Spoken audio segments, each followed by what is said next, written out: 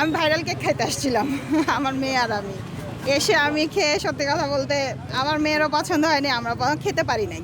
তো আমার মেয়ে বলতেছে, আম্মু তুমি মনে হয় অনেক বেটার কেক বানাও, তোমার একটু দেখো তো। পরে আমি 5টা কেক নিয়ে আসছিলাম, সবাই বলছে খুব মজা খুব মজা। তারপর দ্বিতীয় দিন তো আমি পুরো ভাইরাল।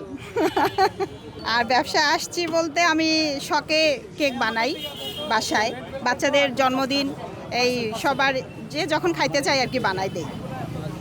তো আমি ভাইরাল কেক খাইতে আসছিলাম আমার মেয়ে আর আমি। এসে আমি খেয়ে সত্যি কথা বলতে আমার মেয়েরও পছন্দ হয়নি, আমরা খেতে পারি নাই।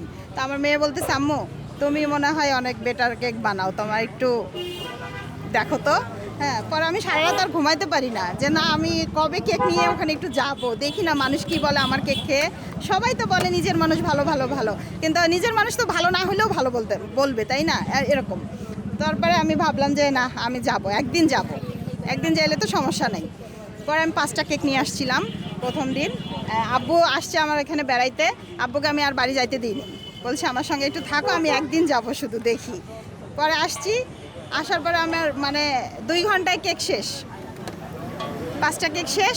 তারপরে আমার ভালো লাগছে খুব, সবাই বলছে খুব মজা খুব মজা। তারপর দ্বিতীয় দিন তো আমি পুরো ভাইরাল।